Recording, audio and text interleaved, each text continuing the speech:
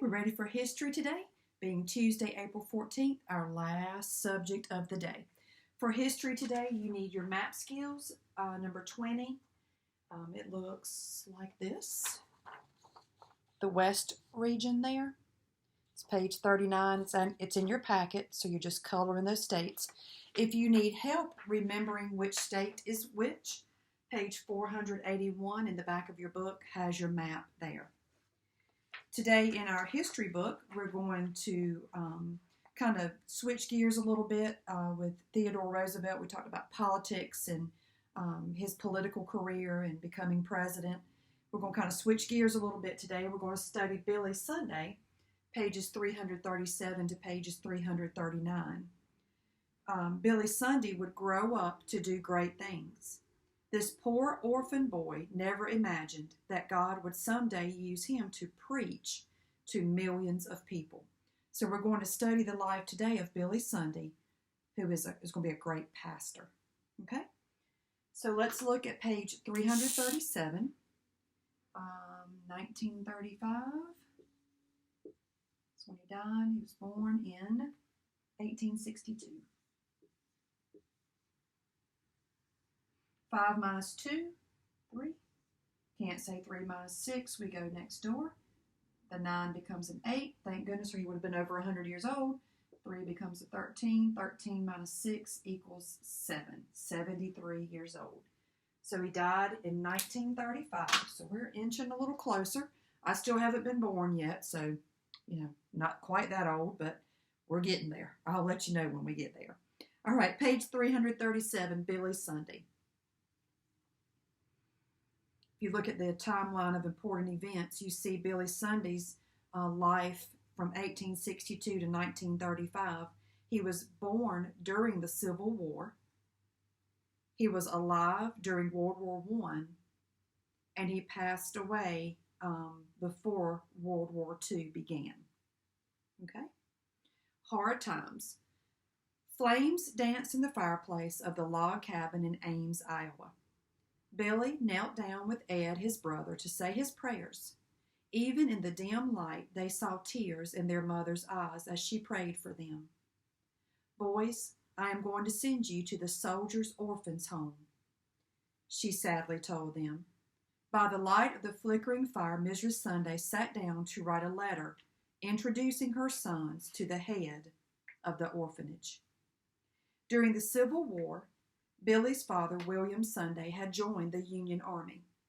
Shortly after Billy Sunday was born, his father became ill and died in an army camp. Billy never saw his father. Having little food and no money, their mother tried to keep her family together for several years. But it became more and more difficult. The orphanage was her only solution. We've talked about this in our class, the orphanage that my church supports at Christmas. That there are children there that the parents just don't have the means to take care of them. Not necessarily that both parents have passed away, but the children's home that we support, they can still see their parents. It was a sad trip to the train station. The heartbroken Mrs. Sunday loved her boys very much, but she knew she could not provide food, clothing, and education for them. She did not have enough food to send with them for the train ride. She had only enough money to pay for the first part of the trip. But she did have faith that God would see her boys safely to Glenwood, Iowa, to the orphanage. Very early the next morning, the train reached Council Bluffs, Iowa, where the two brothers got off to wait for the next train. Shivering in the cool morning air, they saw a small hotel. Billy introduced himself and his brother and asked if they could have something to eat. The lady asked where they were going all by themselves. Billy replied to the Soldiers' Orphans' Home at Glenwood. The kind lady thought of her own husband, who had been a soldier in the Civil War. He had not returned either.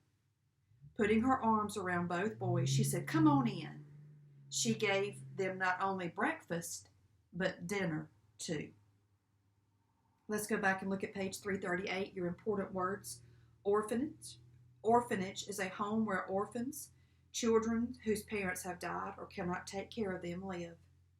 Evangelist is a preacher of the Bible who emphasizes that salvation can be found only through the Lord Jesus Christ. And Billy Sunday, a famous baseball player who became an evangelist. So that gives you a little hint as to what's going to come up. So let's go back to page 339. When the train arrived, the boys climbed into the caboose. The train began to move, and the brakeman entered the caboose. "This is not a passenger train. I'll have to put you off," he said. The two brothers began crying. Billy gave the brakeman the letter his mother had written for him to give the head of the orphanage. As the brakeman read it, tears filled his eyes. Handing the letter back to Billy, he said, "Just sit still, boys. It won't cost you a cent to ride on my train." Little did the hotel worker and brakeman know that a mother's prayers were answered. The boys arrived safely and were well cared for in the Glenwood Orphanage. Matthew 18:5 says, "And whoso shall receive one such little child in my name receiveth me." This lady and this man that God put in their paths, in Billy and his brother's past, helped them.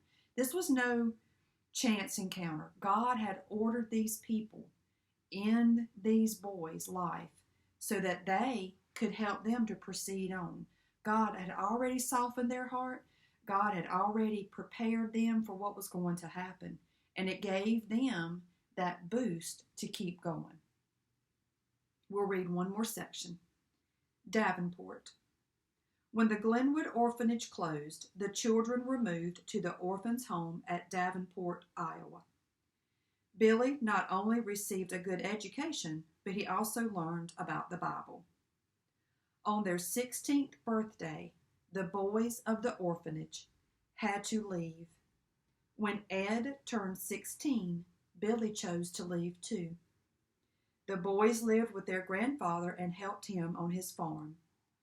Billy later chose to leave the farm and work in the city at a hotel. So there's a picture on page 339 of the orphan's home in Davenport.